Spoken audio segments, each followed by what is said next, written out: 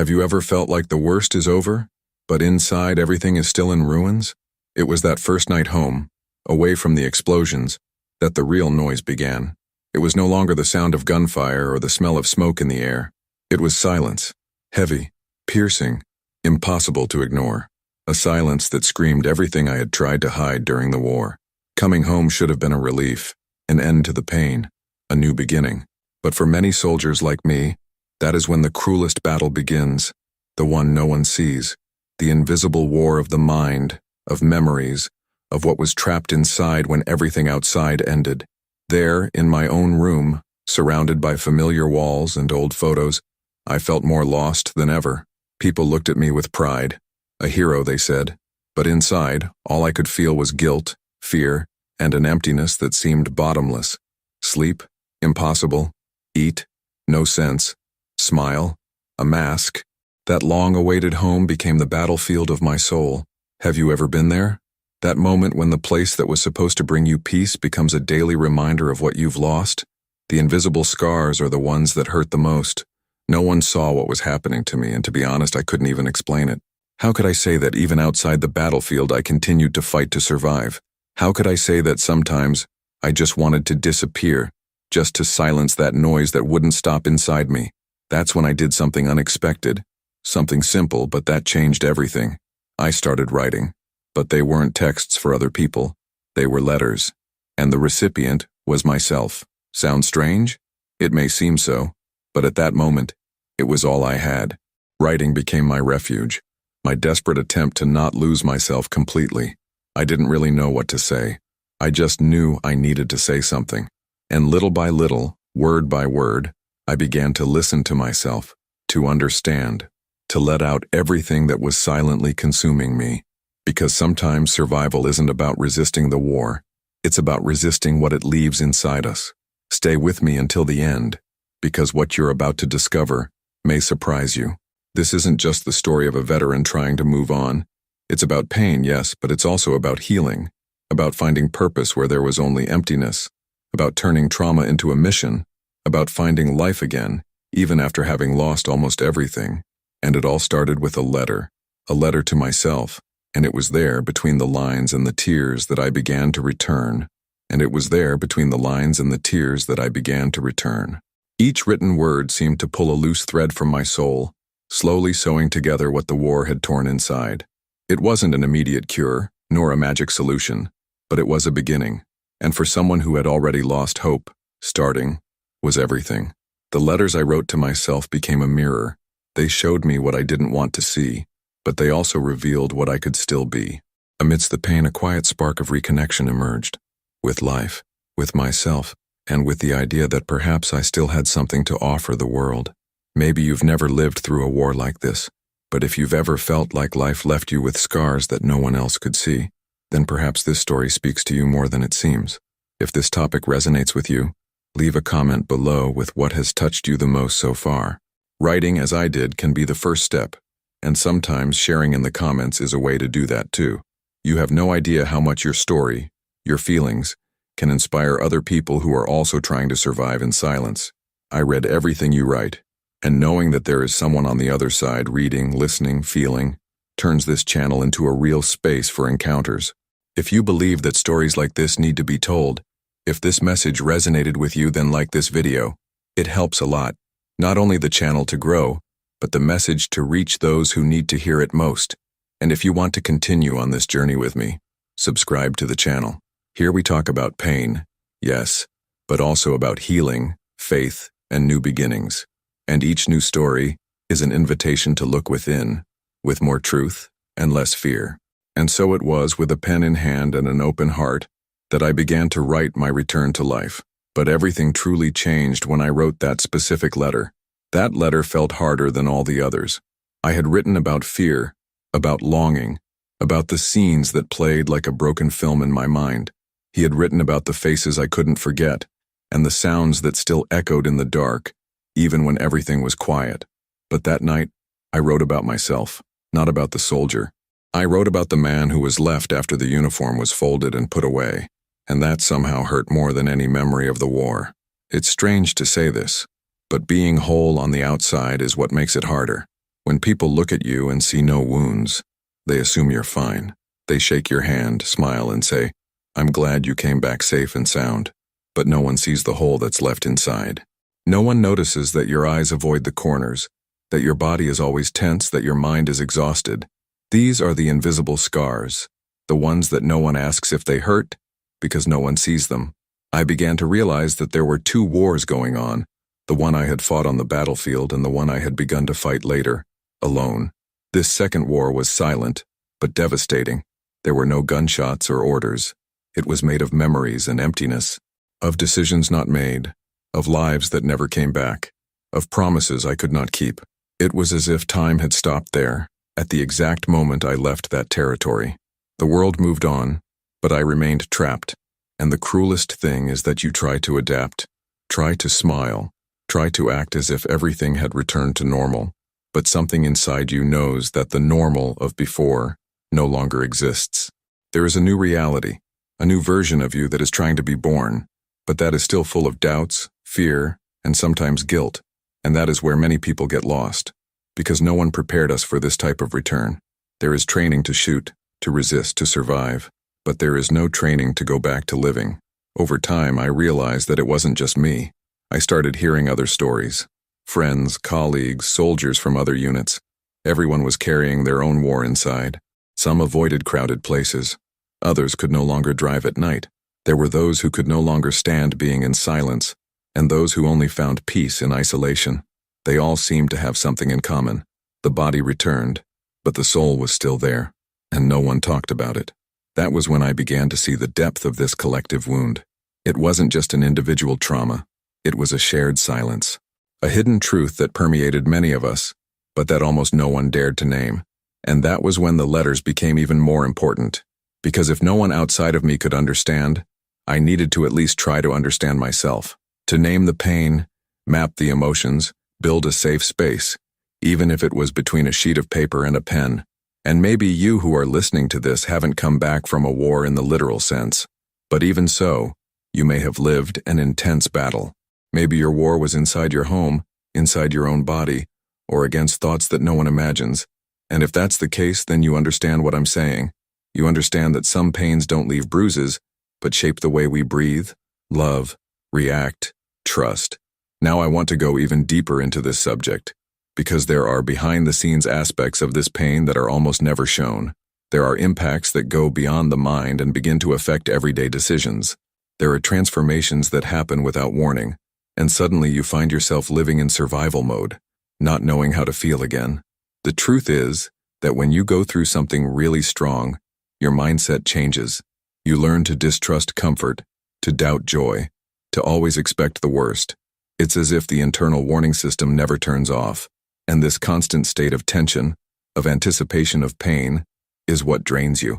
Because it's not just the trauma itself that hurts. It's the daily effort to keep up appearances, to hold everything together inside, to continue functioning in the outside world while your inner world is falling apart. This is exhausting. It consumes you. And when we have nowhere to put all of this, when there's no space to express it, it ends up becoming a weight that slowly drags us down. And do you know what's even more dangerous? It's that people who experience this often start to think they're being weak, that they're too sensitive, or that they should just get over it. But that's the biggest lie that pain tells. The truth is that recognizing that something hurt you isn't weakness. It's courage. The courage to look inside, to not ignore it, to seek meaning even in the darkest parts of your story. Writing letters to myself was my way of not keeping quiet in the face of this internal chaos, of breaking the silence with sincere words, even if they were harsh. It was my way of affirming that despite the pain, I was still here, that even though I was broken, I still wanted to understand who I was. Because in the end, survival is not just about escaping death. It's about finding a way to live despite everything. Comment here. I'm on this journey too. The strangest thing is that on the outside, everything seemed right.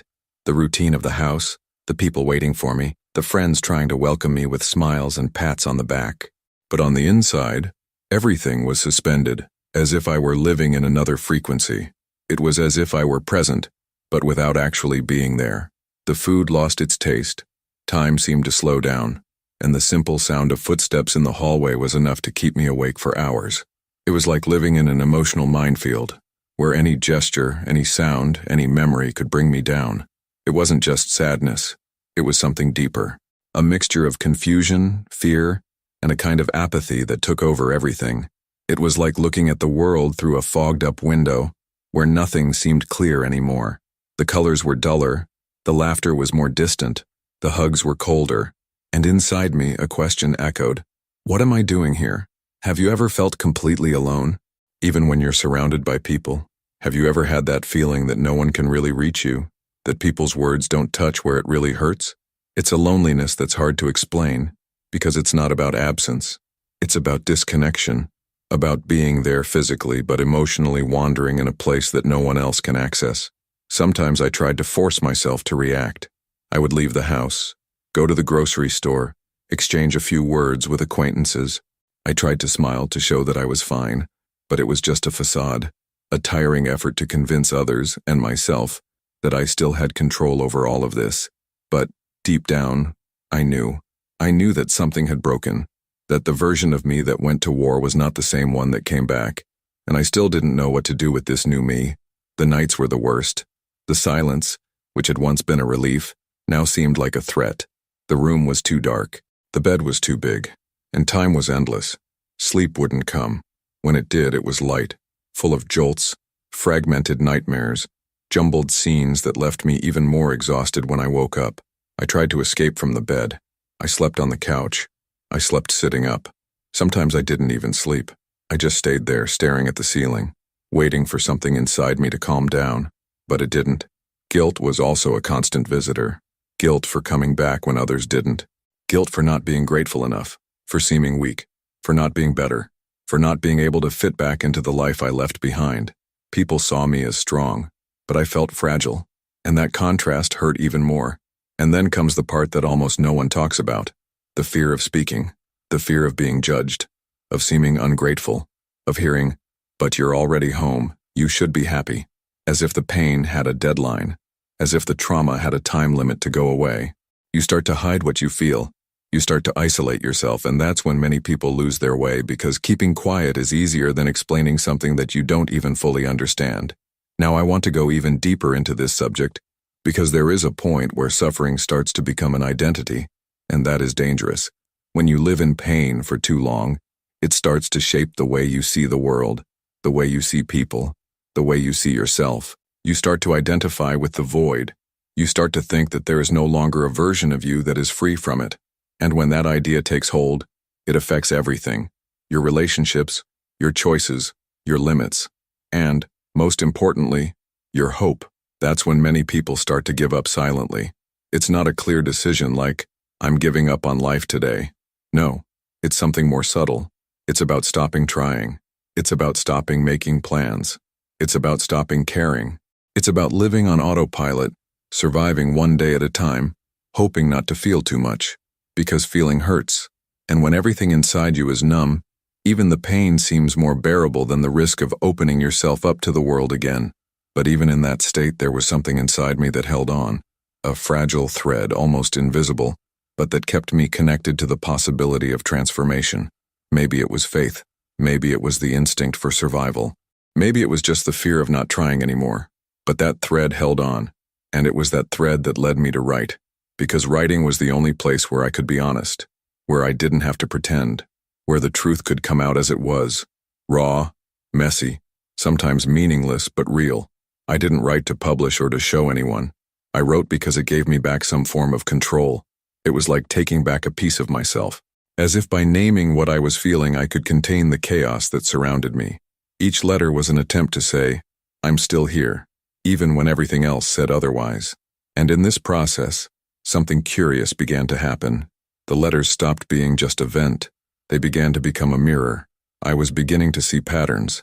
I was realizing where the oldest wounds were. I was understanding that much of the current pain was not just from the war.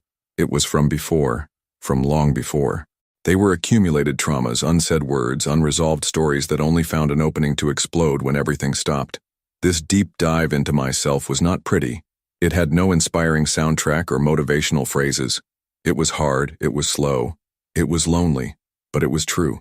And it was there that I understood something that completely changed the way I saw my own journey. The pain only becomes greater when we try to hide it. Write it down. That makes sense to me. The first time I wrote, I didn't really know what I was doing. I didn't have a plan. I didn't have a goal. I had no idea where it would take me. I just knew I had to do something. I had just spent another sleepless night, my head spinning, my thoughts tightening my chest as if something was about to explode.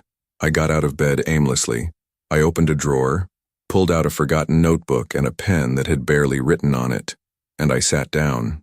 Not to write a diary, not to report on my day. It was something different. They were letters, and they had only one recipient, myself. I started with a simple sentence, something like, "I don't know what's happening to me." And then, like someone opening a door that had been locked for a long time, a flood of words came out that I didn't even know were hidden. It was as if someone inside had been waiting for days, weeks, maybe years, for the chance to speak. And everything I couldn't say to anyone, everything that I didn't even have the courage to admit out loud, began to take shape on paper. That letter was a breakthrough, a subtle but profound break in the invisible prison I had put myself in. For the first time, I wasn't trying to be strong or understood. I wasn't worried about what people would think. I was just being real, to myself. And that, as simple as it sounds, was revolutionary. These weren't random rants. They were conversations. It was as if one part of me was writing to another, as if the me that was trying to survive was talking to the me that was still trapped on the battlefield. And I began to realize that, between these versions of myself, there was a space for listening that I hadn't found in anyone else. Writing became my meeting point with something more intimate, more naked, more honest than any other attempt at healing I had ever sought. It wasn't therapy, but it was therapeutic. It wasn't a recovery plan, but it was the beginning of a transformation. And it was there that I began to see more clearly behind the scenes of my own pain.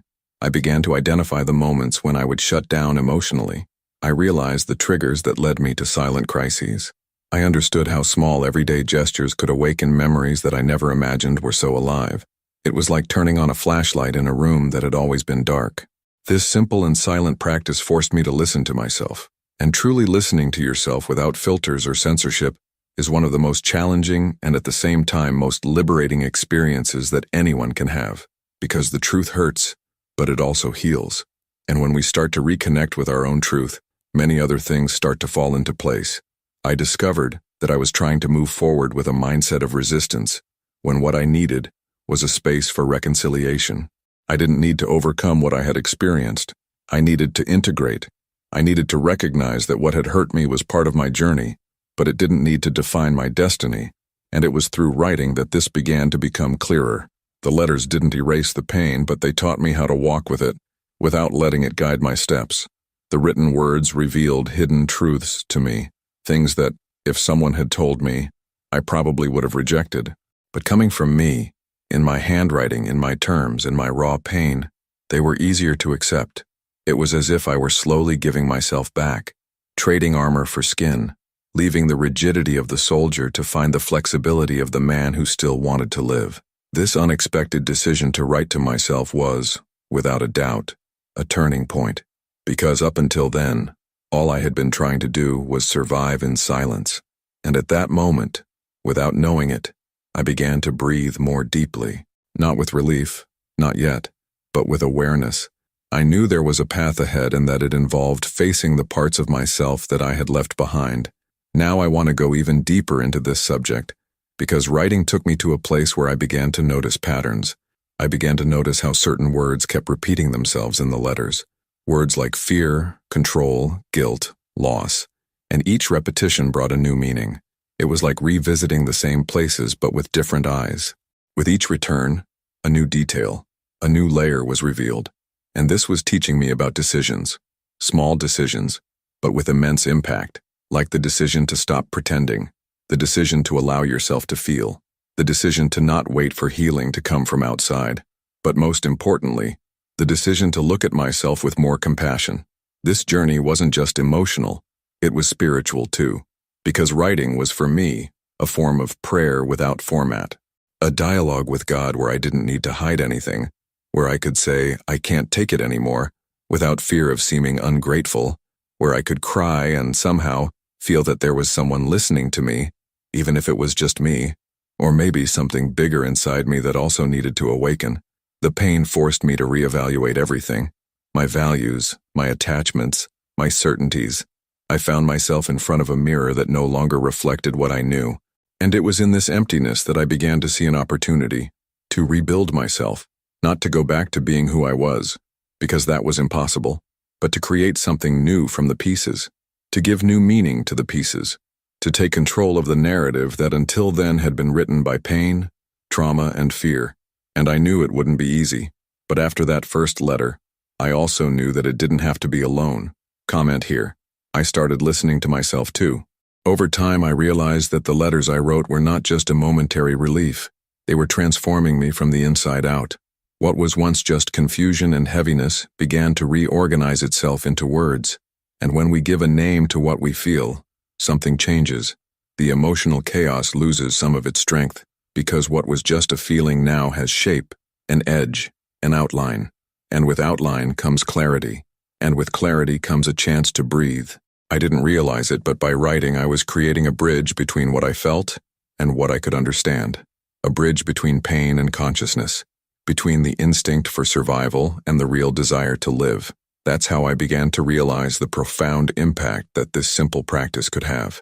It was as if I was, little by little, translating an emotional language that had previously been made up only of internal screams and heavy silences. And it wasn't just me. One day, out of curiosity, I started researching whether other people had already done something similar. I discovered that in many parts of the world, emotional writing is used as a therapeutic tool. It's not just inspiration or poetry, it's science too. Psychology has already identified the power of expressive writing in treating trauma, depression, and anxiety. In many clinics, professionals ask patients to write letters to themselves, to the past, to someone who caused them pain, or even to internal parts that have been frozen in time. This helps to reorganize emotions, create connections between thoughts and feelings, and even activate healing processes in the brain. When I discovered this, I felt a mixture of surprise and validation. What I had started almost out of desperation, without knowing what I was doing, actually made sense. And more than that, it was working. Because writing didn't require courage to speak, nor the presence of someone to listen. It only required truth. And truth, when put on paper, becomes less scary.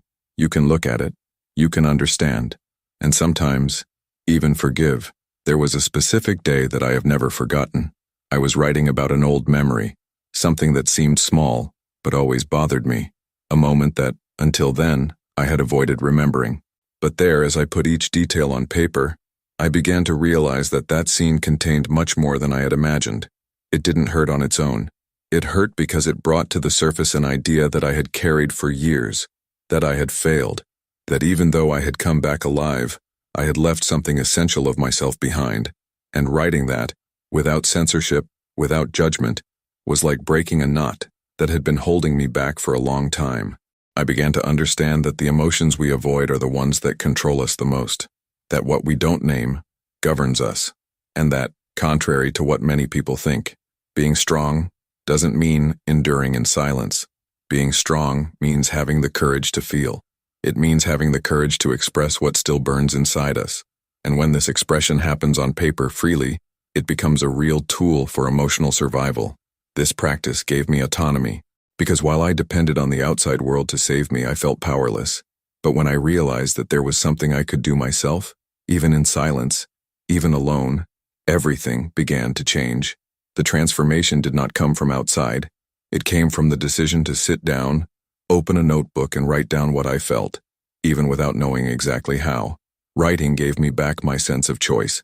It reminded me that even in the midst of pain, I could still decide how to respond to it. And that, as simple as it may seem, is immensely valuable. Because when we live in a state of trauma, everything seems out of our control. Triggers come without warning. Fear sets in without explanation. Emotions flare up or disappear. But when you start writing about it, you bring light into the process. You take on the role of observer of your own story, and that changes everything. I'm not saying it was easy. Many times I found myself stopping mid-sentence, crying without understanding why. There were times when I tore the page, other times when I couldn't even get started. But the important thing wasn't the pretty result. It was the delivery.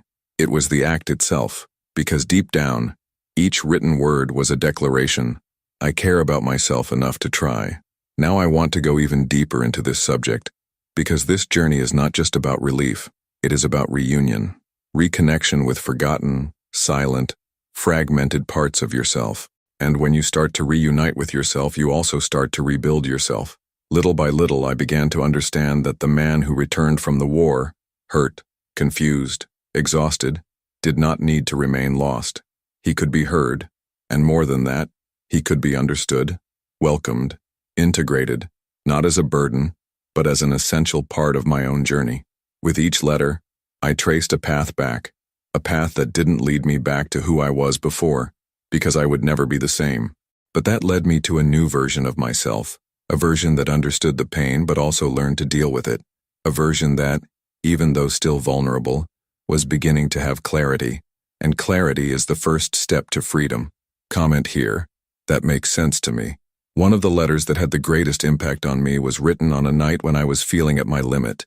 I had tried to spend the day ignoring my thoughts, forcing myself into some routine, pretending that everything was fine. But at night, the mask always slipped. The silence made everything more obvious. I sat on the floor of the living room, with the notebook resting on my knees, not knowing what to write. The words only came to me after I stopped trying to control them. I began like this. I know you're tired, and I also know that it's not a tiredness that can be solved with sleep. It's another kind. It's the tiredness of carrying stories that no one has seen, the tiredness of having survived on the outside and being broken on the inside.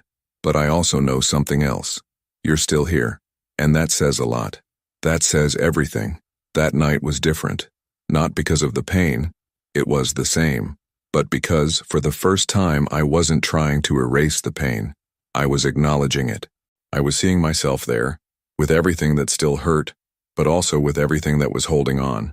And in that sentence, "You're still here," there was a strength I hadn't expected to find.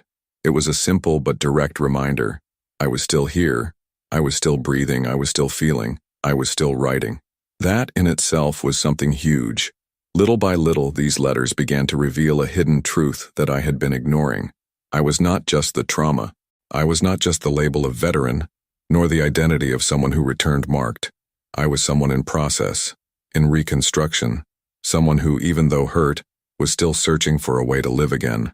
And when I began to see myself that way, not as a broken soldier, but as someone trying to come back, things began to take on a different tone. This reunion with myself was one of the most important moments of my journey, because until then, I was trying to fix an image. I wanted to go back to being who I was before. I wanted to erase the scars, to pretend that I could go back to living as if nothing had happened. But writing taught me that it's not about erasing anything. It's about transforming. It's about accepting that there are wounds, yes, but that there is also life after them. And that beauty is not in perfection, but in the courage to continue. The spiritual connection that was born there was also unexpected. I didn't write with that intention at first, but without realizing it, I began to feel that the letters were more than a dialogue with myself. There was something bigger there, something that listened to me in the silence, that welcomed me between the lines, that made me feel less alone. Sometimes it seemed that each word I wrote came back to me as an answer, not verbal but profound, as if God was using my own writing to heal me, slowly but surely. And this made me rethink a lot of things. It made me understand that sometimes what we call faith is not a ready-made certainty. It is just the act of continuing to write, even when everything inside us wants to stop. It is taking a step even without knowing if the ground will hold us up. It is surrendering to the process without knowing the end but trusting that it is worth continuing. And it was in this surrender, in this written vulnerability, that I began to find the peace that I had been searching for so much in external places. Words healed, not all at once, not magically, but with presence, with truth. They healed because they brought me back, because they showed me that there was something beyond the pain, that there was still poetry, there was still humanity, there was still room to feel, to change, to start over. And starting over, by the way, was the verb that appeared most in my letters. Starting over even without knowing how, even without knowing where. Starting over from where it hurts. Because starting over is not going back to the beginning. It is moving forward, even with the pieces. Now I want to go even deeper into this subject. Because this new beginning doesn't happen on a stage, nor amidst applause. It begins in the dark, in silence, when we decide we don't want to live dragging ourselves along anymore, when we understand that we don't need to be whole to take the first step, and that often it is precisely in the midst of pain that the heart finds a new rhythm. A slower step, yes, more cautious, but still, a step. Write it down. I'm on this journey too. There was a night when something inside me asked for silence, a silence that was deeper than usual. It was different from those sleepless nights, the ones where thoughts never stop. That night everything was quiet on the outside, but inside there was a clear call. I picked up my notebook as usual, but I stared at the page for a few minutes without writing anything. I knew something had to come out, but I didn't know what it was yet. And then, almost without realizing it, I started writing a letter that I never imagined I would have the courage to write. A letter to myself, from the past. It wasn't easy. At first I heard harsh words, a mixture of anger, frustration, and shame for having let myself get to where I am now. I wrote to the young man who left full of dreams, full of certainties, to the boy who thought that coming back would be easy, that everything that is lost could be recovered with time. I wrote to the one who still believed that pain was weakness, that crying was a sign of defeat, and as I wrote, my hand shook. There was something sacred in that act, something raw but necessary, a settling of accounts between what I was and what I had become.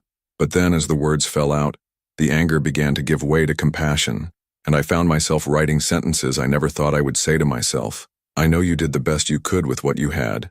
I know you never imagined the scars would be this deep. I know you tried to be strong, even when everything inside was falling apart. The words came out as if someone older, calmer, was guiding me from within, and that's when everything changed. I wrote, I forgive you. 3 words. Simple, direct, but with a weight that came crashing down on me like an avalanche. At that moment, what I had been holding back for so long broke. At that moment, I cried like I had never cried before, but for the first time, it wasn't pain, it was relief.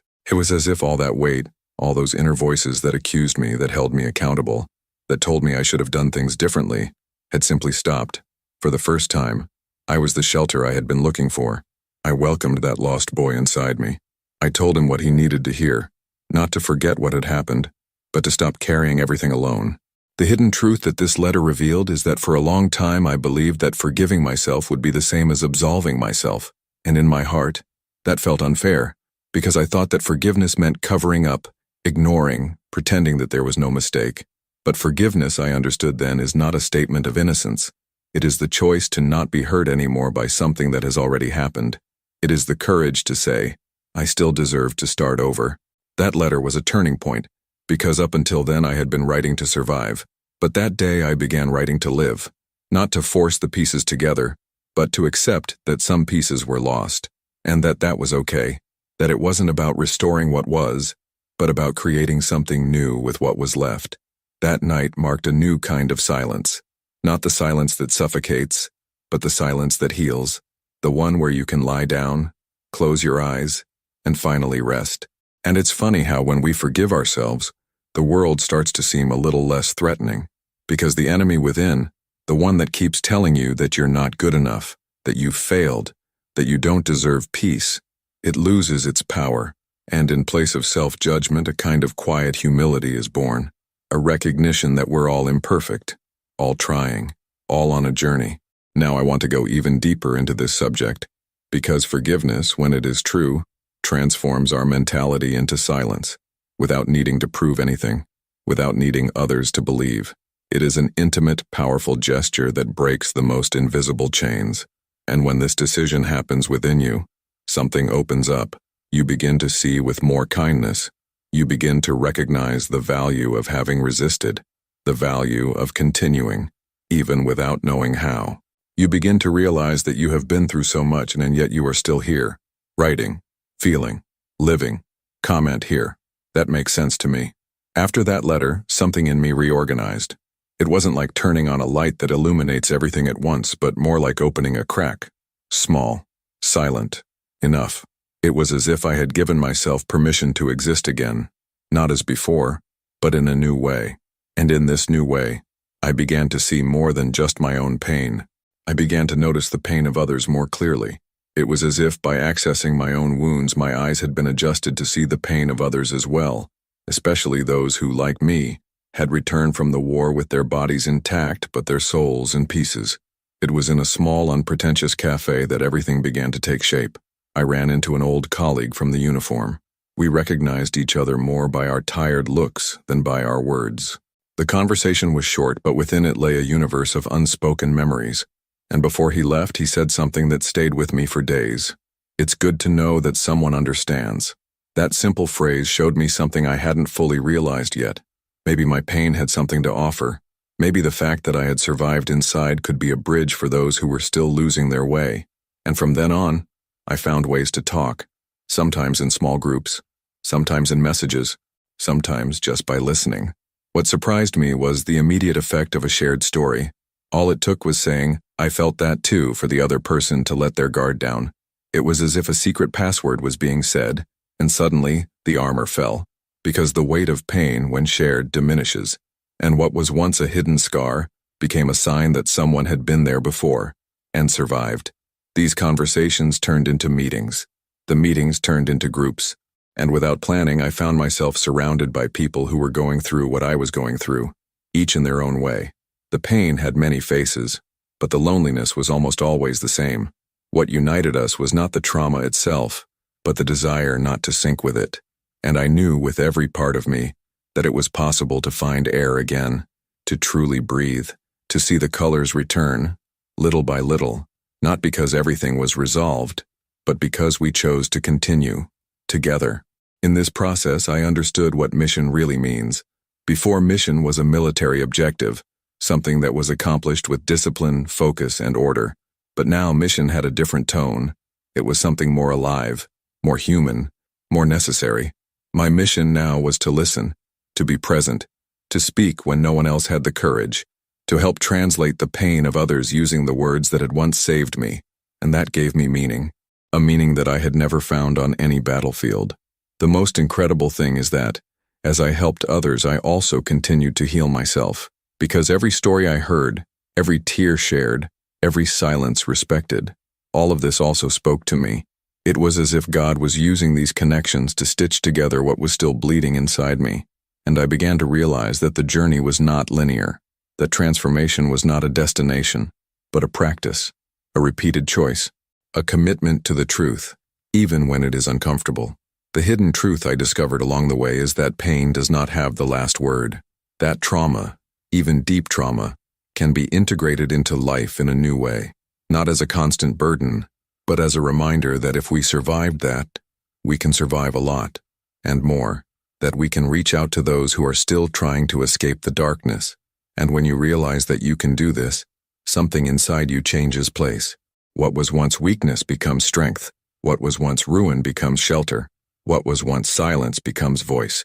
Now I want to go even deeper into this subject, because there is a detail that few people see. When you start to transform your pain into service, into surrender, into presence, your past stops holding you back and starts pushing you forward. It's as if it gains a new weight. Instead of pulling you back, it gives you momentum. And this momentum comes with responsibility.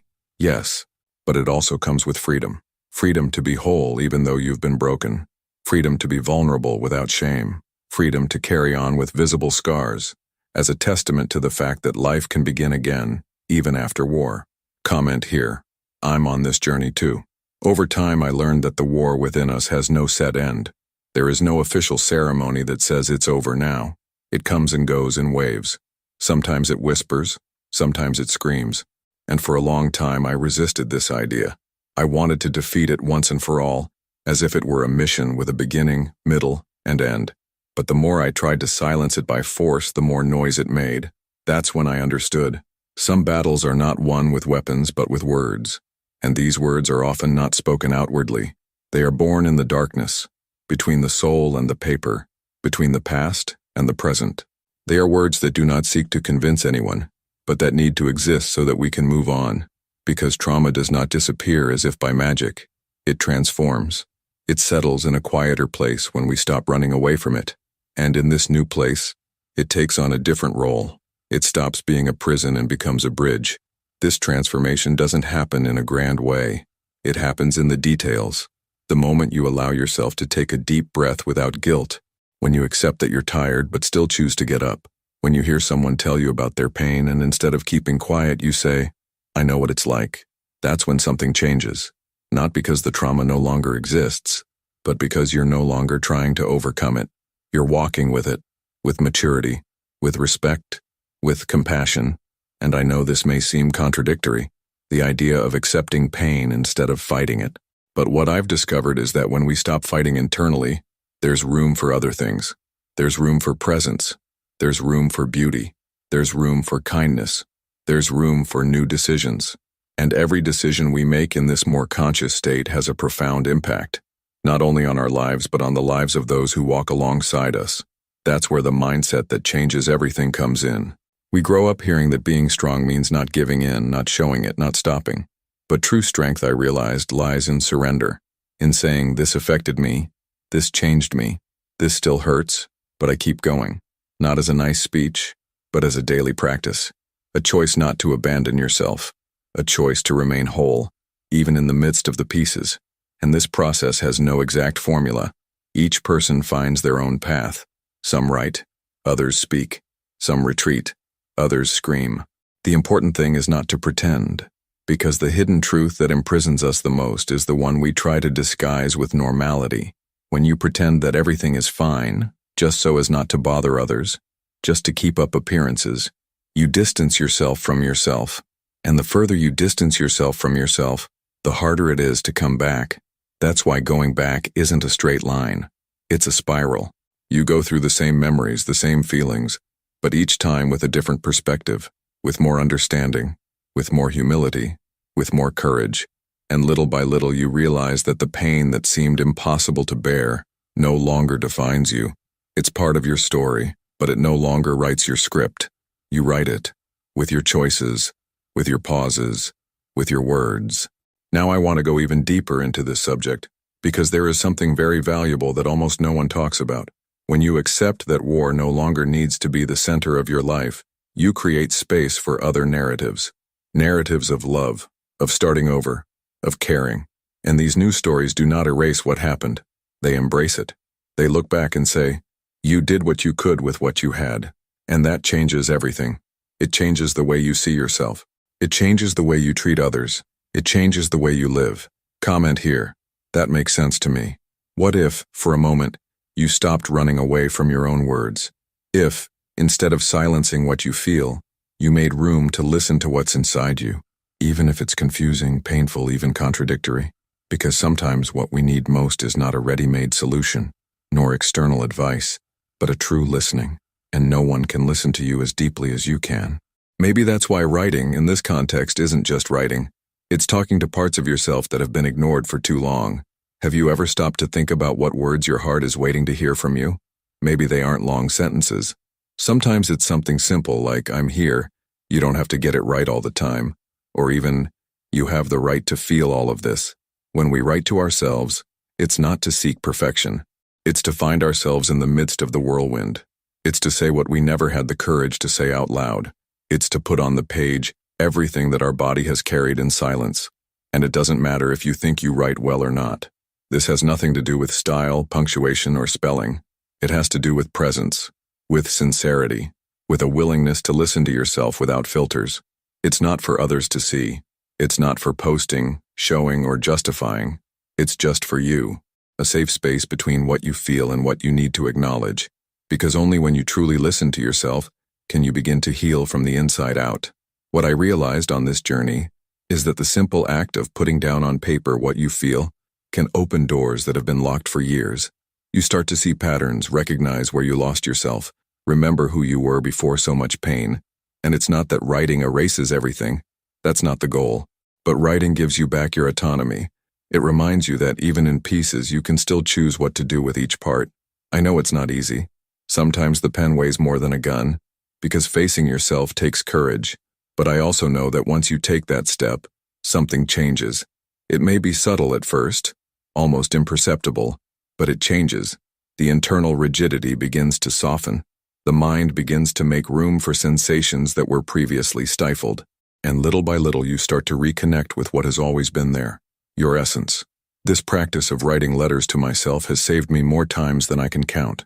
And I don't say this in a dramatic way. I say it with awareness, with gratitude, with respect for each word that guided me back to myself. So, if there's one thing I can truly suggest to you, it's this. Write to yourself. Start with a sentence, a word, a feeling. It doesn't matter. Just start and see where it takes you. Now I want to go even deeper into this subject, because when you start writing, you may discover that the invisible pain you've been carrying for so long has a name, an origin, a history, and more than that, it has something to teach you. And if you have the courage to listen, you can transform this burden into strength. You can transform this silence into a voice.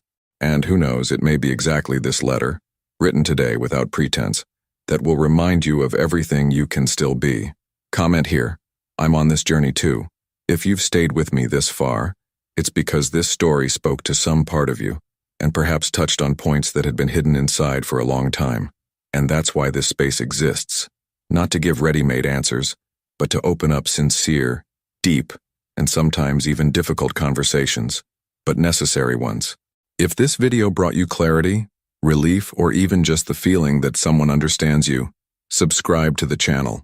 We continue building this place together, a space where pain and transformation can walk side by side. And if you made it to the end, write here in the comments, I'm with you until the end.